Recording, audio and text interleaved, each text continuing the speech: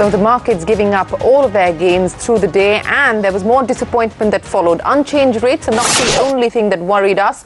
Ratings agency Fitch has also lowered its rating outlook for India's sovereign debt rating to negative from stable. Arvind Sukumar and Gopikumar report that Fitch says a downgrade for India is likely in the next 12 to 24 months, provided growth does improve and if the fiscal consolidation position of the government improves as well. A tough day for Indian industry. First, the RBI doesn't lower rates, and later in the day, ratings agency Fitch follows S&P with a warning of its own. Fitch has cut its rating outlook on India's sovereign debt rating to negative from stable, but says this has nothing to do with RBI status quo on policy rates. It cut the outlook because it believes India's growth potential will gradually deteriorate if the operational environment for business and private investments are not improved quickly. While Fitch has affirmed its BBB- rating for India, it says a rating downgrade could come in the next 12 to 24 months if the government does not act swiftly. The country's economic and fiscal prospects had weakened, and we've seen a combination of slowing growth. Real GDP had slowed us over the next 12 to 24 months. There is, a probability or, more than likely chance that India's ratings could be downgraded. Apart from slowing growth, repeated delay in reforms and weak public finances, Fitch says mounting inflationary pressures are working against the Indian story. An investment climate, fiscal consolidation and budget reforms would be positive for India. It's not easy for the RBI just to cut rates as low as they go, as low as they would like to see it, because they have to be mindful of inflation.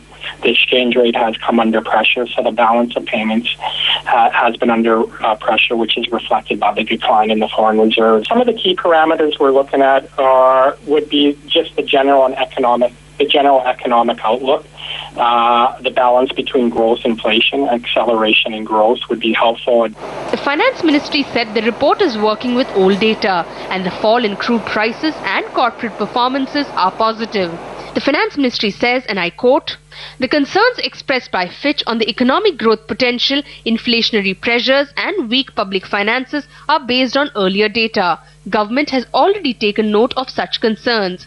The decline in international oil prices in recent weeks and absence of any major adverse results on corporate performance in the last quarter of 2011-12 are all factors that would have a positive impact on the government's fiscal position and more generally on India's economic growth." Chief Economic Advisor Kaushik Basu called the Fitch warning premature, but said it would be foolish to ignore it. The Fitch outlook change to me is not worrying, simply because I was anticipating this, and I feel most people were anticipating this. In fact, if you read the statement that is put out by Fitch, I feel that in fact there are lots of positive elements. But the RBI and rating agencies have accused the government of the same ills: poor reform record and a refusal to cut subsidies and manage deficit. It is not clear if even the combined might of RBI and rating agencies is enough to push the government into hard action. In Mumbai with Arvind Sukumar, Gopikumar. So negative news coming in there from rating agency Fitch. Joining us now to discuss the implications of both the Fitch downgrade as well as the Reserve Bank status quo policy is the President of the Confederation of Indian Industry, Godrej. Also with us, Vice Chairman and CEO of HDFC, K.K. Mistry, and the former RBI Deputy Governor Rakesh Mohan. Gentlemen, appreciate you joining us here on India Business Hour. Mr. Mohan, over to you first. Do you understand the disappointment that is being expressed by industry? We also have the Commerce Minister Anand Sharma saying that he will write to both the Finance Minister as well as the Reserve Bank, saying that this was clearly disappointing news from the Reserve Bank. But this argument that both the government and industry seem to be making, that the investment cycle is in a sense a function of interest rates, and the Reserve Bank is hitting right back and saying that investment cycle is not merely a function of Indian interest rates. Do you believe the logic that industry is giving and the explanation from the Reserve Bank?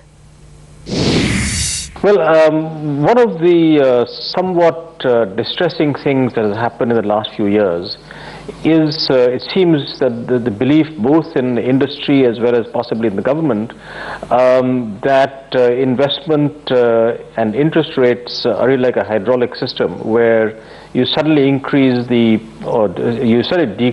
policy interest rate from the central bank, and somehow interest rates will automatically shoot down in the economy, and therefore industry will start gaining.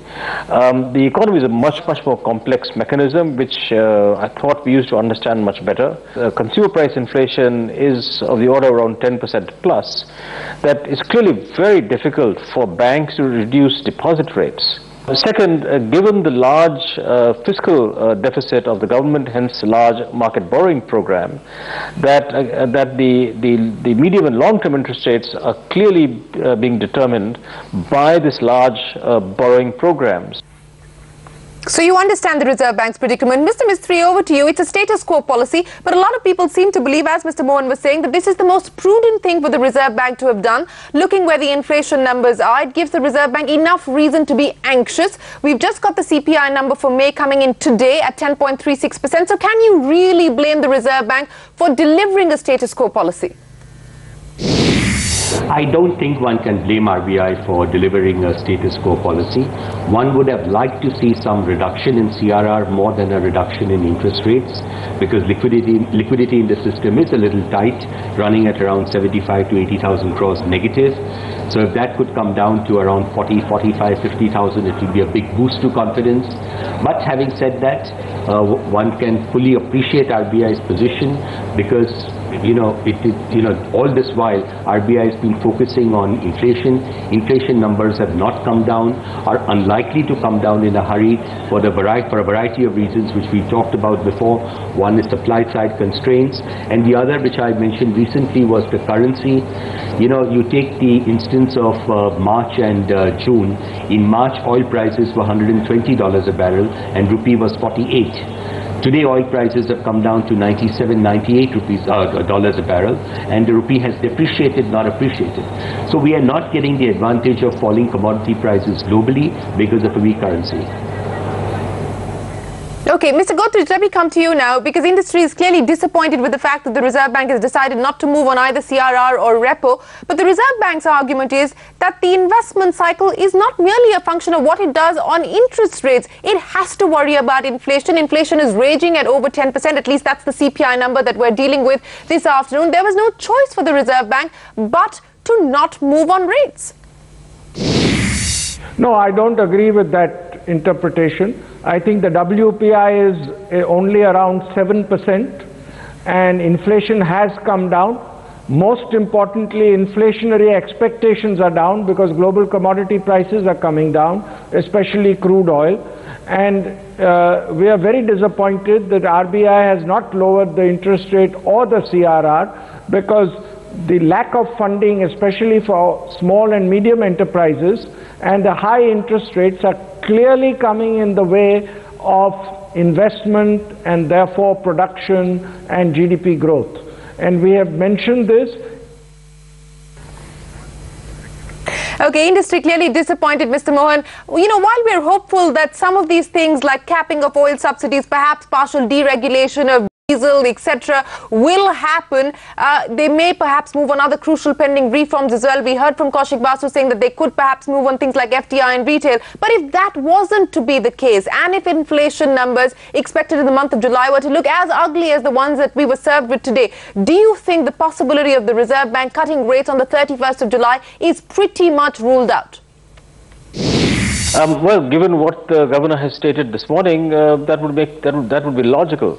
But I would still again further add that there is excessive importance being given to such rate actions by the Reserve Bank, that if the other actions are not taken, even if the governor takes such actions, as he did indeed in April, there will be no effect on interest rates. Okay, excessive importance being given to rate action. But KK Mistry, back to you. As far as liquidity is concerned, do you take heart from the commentary that's coming from the Reserve Bank, which says that they will use the OMO window and other appropriate instruments as and when required, pretty much going out there and saying that liquidity continues to be an issue that we will manage? No, I think that would be very positive. If they continue with the OMO program, if enough liquidity is injected in the system, that is all that is going to enable our banks to cut rates. A mere interest rate cut by RBI would not really have helped banks in cutting interest rates on their own loans, because At the end of the day, there is a limited amount that we borrow from RBI. But enough liquidity in the system will enable them to cut deposit rates, and that would enable them to pass the benefit back to borrowers by reducing lending rates. So through OMO operations, if liquidity can be injected in the system, I think it will be very, very positive.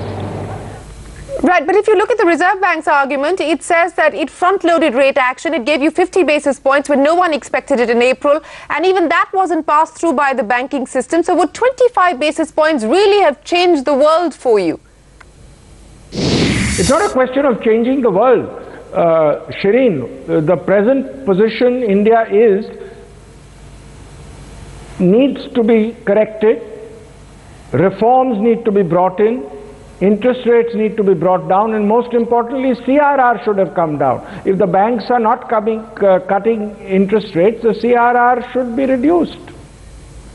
Right, you're saying CRR should be reduced, but Rakesh Mohan, let me come back to you. What about the possibility of another stimulus? QE3 is being talked about in the US at this point in time. The Reserve Bank has alluded to the fact that pressures of a further stimulus in the global economy could mean commodity prices moving up, and that could reignite inflationary pressures across the world and transport those to India. How significant is the possibility of another stimulus likely to impact our policy on the 31st of July? Well, I think this is actually a much broader issue. That one, of course, is what you mentioned, the possible QE3 in the United States. Second, I think much more important is really what happens in Europe post the Greek election and the resolution or otherwise of the Spain crisis and perhaps possibly an Italian crisis. So I think that the governor would be well advised over the next few weeks to really keep his eyes and ears open on what happens both in Europe and the United States. If difficulties do arise as a result of these issues that I just mentioned, both in Europe and the US, that we are able to manage our economy with appropriate liquidity in the system to at least achieve the kind of growth rates that are currently being expected. So I think the governor really has to be focused on these issues rather than the rate cut issue, which I think is, to some extent, the current circumstances, not that important in terms of its medium-term effect, even short-term effect on what actually happens to interest rates and investment in the economy. So crucial to keep an eye on what's happening globally. But Mr. Mistry, it's clearly a wait-and-watch policy at this point in time. Do you anticipate now that the Reserve Bank will move when it announces its policy 6 weeks later? Or do you believe if the inflation numbers continue to look bad, it's pretty much over and done with even on the 31st of July? See, I don't think you should be looking only at food inflation, because people's food habits are not going to change whether interest rates are high or low. You need to look at inflation outside of food. You need to look at commodity prices. You need to look at core inflation. Those are far more relevant issues than food inflation.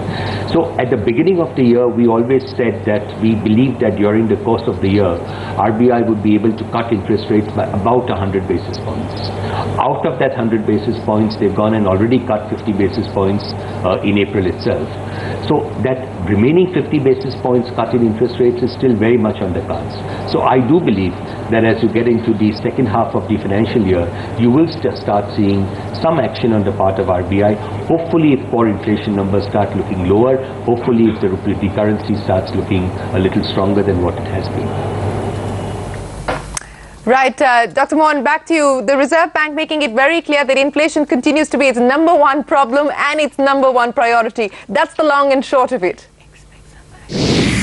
I think that's very important, because one of the things we ought to have learned from the experience of the last 20 years is that we got the highest growth between 2003 and 2008 when the average inflation was around 5%. As long as inflation is in the sort of 6-7% plus area, then regardless of what the central bank does, nominal interest rates will remain high, investment will be low, and therefore growth will be low.